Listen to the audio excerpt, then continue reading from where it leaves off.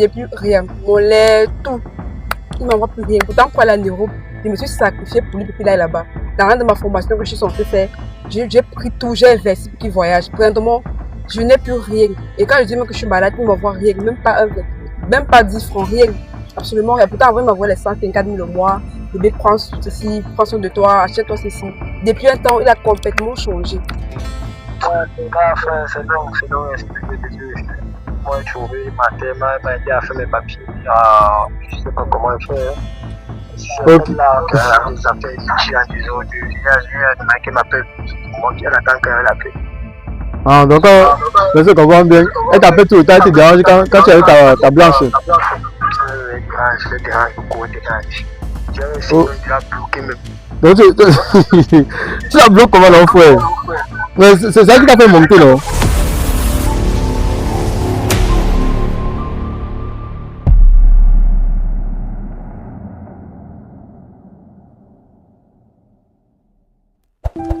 Derrière chaque visage croisé dans la rue se cache une histoire tout à fait incroyable. Salut la team Georgie, peu importe l'heure à laquelle vous tombez sur la vidéo, c'est votre première fois. Et même si ce n'est pas votre première fois de tomber sur notre émission, n'hésitez pas à vous abonner et de surtout cliquer sur la notification pour être bipé à toutes les autres vidéos en exclusivité. Voici une amie à moi, de mon retour à Douala après la conquête de Georgie. Elle m'a appelé, elle me dit que Georgie, comme tu vois là, je traverse moi une histoire terrible avec mon petit ami depuis 2 ans en fait. Je veux sincèrement que tu viennes éclaircir les choses. Bon. Comme les gens ne te connaissent pas, il faut que tu te présentes devant la caméra. Tu vois un peu. Bon, comment tu t'appelles? Daniela. D'accord, Daniela, à quel âge? 24 ans. 24 ans. D'accord, c'est quoi le problème? Moi, ce que j'aime, mon petit ami qui a voyagé depuis, ça fait déjà 3 ans qu'il est dehors. Il est en Europe. Et au début de la relation, quand elle a voyagé, tout allait bien, on causait normalement, il m'envoyait l'argent chaque mois. Et depuis, ça fait déjà presque 1 an, il a complètement changé, il ne me voit plus rien, les nouvelles, rien. Quand je l'appelle, elle est toujours occupée, les messages, il n'a plus le temps, bébé, je te rappelle, et puis il ne rappelle pas. Lors de mon anniversaire, il n'a rien fait, il ne m'a même pas écrit, il ne m'a même pas appelé, rien. Je me suis dit, peut-être sur le travail, peut-être les stressé et tout, et puis j'ai compris. Et lors de la Saint-Valentin, c'était la même chose, du coup, j'ai compris, c'est comme s'il me trompe, c'est comme s'il n'est plus avec moi. Donc vraiment, ça m'inquiète, je sais même plus s'il est vraiment avec moi ou pas. Franchement, ça me dérange. Ah, c'est louche, les gars, c'est vraiment louche parce que c'est quand même vrai que l'Europe, quand même, c'est l'Europe, l'Amérique actuellement, il y a un peu la pression, mais ne pas avoir le temps que ta petite amie, donc depuis là, il t'envoie plus l'argent. Rien. Depuis rien. Mon lait, tout. Il ne m'envoie plus rien. Pourtant, pour aller en Europe, je me suis sacrifiée pour lui depuis là et là-bas. Dans rien de ma formation que je suis censée faire, j'ai pris tout, j'ai investi pour qu'il voyage. Présentement, je n'ai plus rien. Et quand je dis même que je suis malade, il ne m'envoie rien. Même pas 10 francs, rien. Absolument rien. Pourtant, avant, il m'envoie les 154 000 le mois. Bébé, prends ceci, prends soin de toi, achète-toi ceci. Depuis un temps, il a complètement changé. Pourtant, je me suis donné or et âme pour qu'il puisse voyager. Donc, je comprends bien, tu finances son voyage. C'est moi qui ai financé son voyage. Tout. Eh oui. Je vendais au marché comme ça, je faisais tout. Je marchais même nuit pour que le gars voyage. Parce que non, je croyais à notre amour. C'est vrai que non, qu'elle allait partir. Après 2 ans, il allait venir me chercher. Mais là, rien ne se passe comme prévu. Franchement, je suis dépassée. Complètement. Vous n'avez pas eu de problème? Pas de problème, je fais quoi? Et sa famille te connaît? Oui, ta mère me connaît. Donc ses frères, tout ça, on te connaît? Oui. Et ta famille le connaît? Oui, ma mère connaît le gars. Genre, il t'avait au moins doté ou... Non, il n'a rien fait, il n'avait pas l'argent. Le plus important, c'était qu'il voyage. Et après ça, quand on doit arriver en Europe, on devait venir célébrer notre mariage, peut-être même 3 ans après. C'était ça le projet, en fait. Il s'appelle comment? Il s'appelle Franck. D'accord, Franck. Et il fait quoi? Et il t'a dit qu'il fait quoi en Europe? Il fait l'électricité. Ils ont fait dans l'électricité en Europe? Ouais. Ouais, la technique quand même paye bien partout, les gars. Mais je me pose une simple question à savoir, qu'est-ce qui a pu clocher pour que Franck se retrouve à faire ce genre de choses? Bon, moi, je me pose une question. Dis-moi, pendant vos relations ici au pays, tout était frais ou tu ne reprochais pas de quelque chose? Non. Ses amis, ta famille connaissent que moi je suis une bonne fille. Du coup, et quand j'étais avec lui, j'étais juste avec lui. J'avais même pas d'autres relations, genre, comme un dragueur. Moi, je connais pas ça. J'étais juste avec lui. Et puis, moi, franchement, je me reproche de rien. Si vous demandez à sa famille, ses amis me connaissent bien. Du coup, moi, je sais pas pourquoi il se comporte ainsi. Je comprends. Donc, c'est lui qui t'a mis la bague avant de partir? Ouais, c'est lui. Il m'avait promis le mariage. Et puis voilà, depuis, c'est plus le cas. D'accord. Donc, si je comprends bien, bon, depuis 2 ans qu'il est parti, il est en France, c'est ça, non? Ouais. Oui, dis-moi, dis-nous sincèrement, il est venu au Cameroun combien de fois? Ou tu peux pas compter? Il n'est jamais venu depuis qu'il est parti. Attends, depuis qu'il est parti au Cameroun, Il n'est jamais venu. Comme je l'ai dit au début, il m'envoyait de l'argent. Et quand il partait, c'était dit qu'après 2 ans, il allait venir me chercher. On allait se retrouver là-bas. Et après, quand moi j'allais commencer à travailler aussi, on allait s'organiser, venir au pays, faire notre mariage. Mais depuis qu'il est parti, ce n'est pas le cas, il ne fait rien. Il n'est jamais venu comme prévu. Même appelé en conséquence, il a complètement changé, il m'envoie rien. Complètement rien. Donc depuis 2 ans, tu es en relation avec un homme invisible. Un homme invisible. Tu es fidèle à un homme que je ne vois pas. Moi, je croyais en lui. Du coup, et quand il est parti, j'ai eu les propositions de mariage. Par deux hommes m'ont demandé en mariage. J'ai dit non. J'ai mon petit ami, la Nairobi, et puis on va se marier et tout. Mais le gars a complètement changé. Je comprends plus. Ah putain. Quand je vois comme ça, moi, mon cœur en fait genre. Parce que quand je vois le sacrifice, c'est vraiment bizarre. Tu fais le sacrifice comme ça pour un gars, le gars lui est en Europe, on ne sait pas ce qui se tremble là-bas. Donc, je pense qu'il va falloir que nous enquêtons, même à distance, on va trouver une solution. Je pense qu'aujourd'hui, on va utiliser une stratégie. Et quand tu l'appelles, souvent il décroche. Il décroche par moment, il y a le moment qu'il décroche, il dit je t'ai rappelé, je suis au boulot. Un moment il va dire c'est fait tard, on n'a pas les mêmes heures et tout, je t'appelle demain. C'est comme ça, c'est par moment qu'il décroche. Il décroche presque jamais. Non, par moment. Ouais, c'est par moment. Ah putain, attends, je pense que là, il va falloir qu'on cherche à... On va chercher à le pranker, les gars. À distance, on va voir maintenant qui est vraiment qui. Mais la règle d'or pour pranker une autre personne, c'est qu'il faut sincèrement que je vérifie si toi tu es fidèle. Ah, moi je suis fidèle. Oui, pour cela, alors, on va passer une test de fidélité, pas ton téléphone. C'est quand même vrai qu'on se connaît, mais c'est pour la logique pour que les abonnés comprennent que non, tu es une femme vraie. Il n'y a pas de souci. D'accord, tu passes ton téléphone. J'ai quelques secondes avec ton téléphone. Je vais juste fouiller un peu quelques minutes là, et là on va voir maintenant si sincèrement elle est vraie. Donc là, si elle est vraie, on procède au test, on piège le gars à distance. Et il va tomber Kounia. Donc le gars, il va tomber comme de l'eau. Bon là, je me lance. Donc là, le gars, voilà, c'est clean. C'est clean.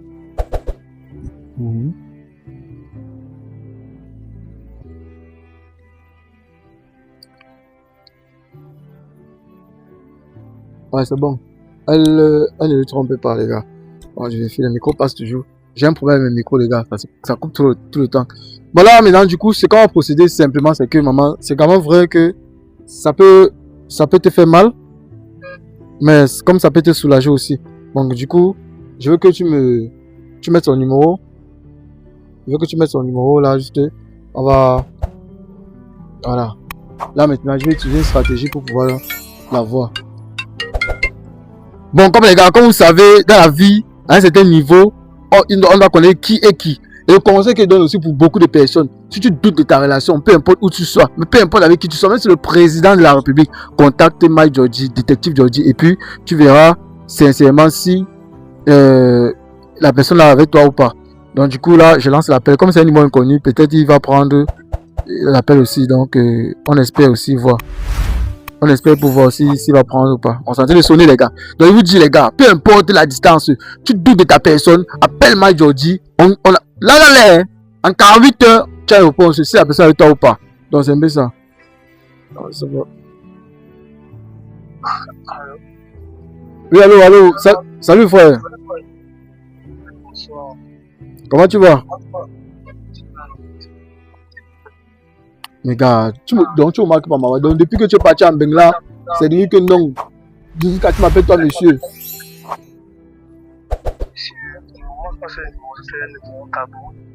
Oui, ben, mon frère, c'est Junior, non? Quel Junior? Mais quel Junior comment? Donc tu veux dire que depuis 2 ans que j'ai parti là-bas, on connaît souvent, tu me marques pas. C'est mon numéro ici là. Ah, Junior de Douala. Junior de Douala, Junior de Tchang. Junior de Douala. Ah, ok. On dit quoi, frère? Ah, mais voici non. C'est comment dans le Bengis?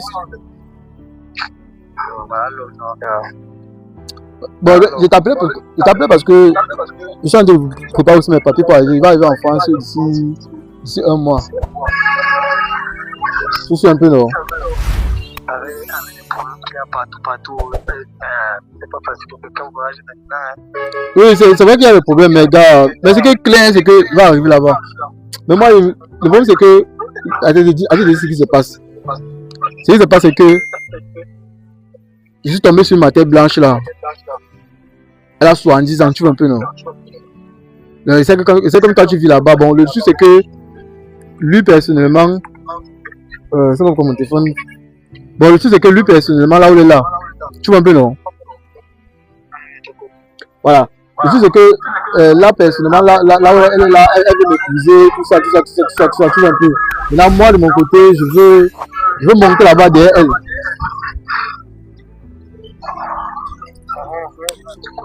Bon, toi, depuis que tu es là-bas, mon frère, moi, je ne sais pas comment tu fonctionnes. Depuis que ça arrive, c'est enfin, il y a ma petite au Cameroun, elle m'a fait voyager, elle m'a fait appeler les papiers, elle m'a fait voyager, je l'avais trouvé la nuit blanche. La nuit blanche, il faut que j'ai les papiers en France. Les papiers en France. La nuit blanche, après, je suis rapidement. Donc, c'est ce qui fait que depuis la rompine du Cameroun, la me dérange. Elle te dérange comment, non, yo? Même dérange, car les affaires d'hygiène des autres, il y a des gens qui m'appellent, moi qui attend qu'elle appelle. Ah, donc, je comprends bien. Elle t'appelle tout le temps, elle te dérange quand tu es avec ta blanche. Elle dérange beaucoup, elle dérange. J'avais essayé de la bloquer même. Donc, tu la bloques comment, non, frère? Mais c'est ça qui t'a fait monter, non? Car, ça m'a fait monter, car, frère, c'est non, moi, je trouvais ma tête, m'a aidé à faire mes papiers. Je ne sais pas comment faire. Ok. Ok. Ça veut que je veux copier que ton exemple, hein, frère. D'accord. Ok, c'était juste pour t'informer que moi aussi je vais monter. Ok, frère. T'encourage.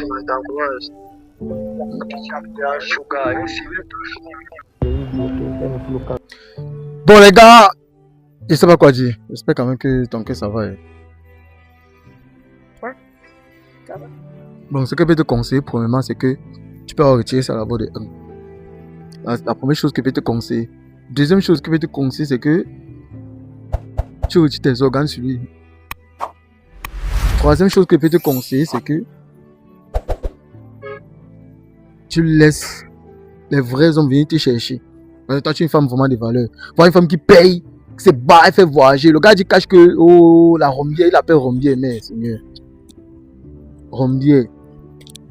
Il dit que tu es une Rombière. Regardez comment elle est habillée. Vous-même, regardez comment elle est classe. Maman, montre la beauté. Maman, tu peux faire un tour sur toi, on voit comment tu... Regardez.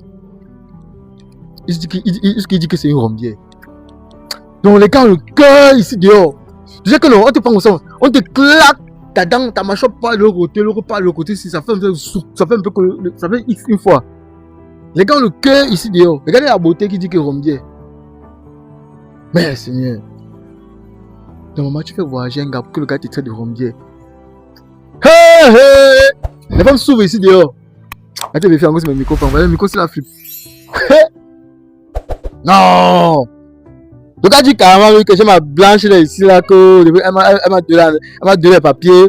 Oh, je meurs que sur elle. La Rombière là, depuis je vais me la. Il dit que je vais me la bloquer. Il dit que je vais la bloquer. Regardez.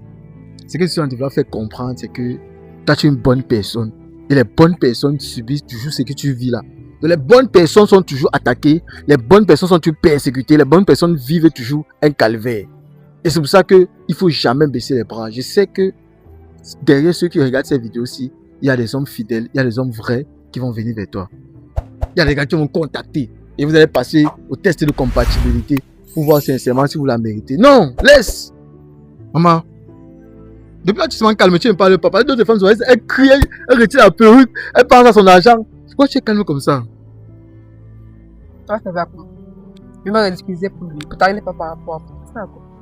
J'ai compris que j'étais naïve. C'était une erreur vraiment grave d'investir dans un voyage d'un homme. Il n'est même pas mon frère, en fait. Et si c'était mon frère, il n'allait pas me faire ça. J'aurais dû investir dans mon propre voyage. Je serais parti moi-même et aider ma famille.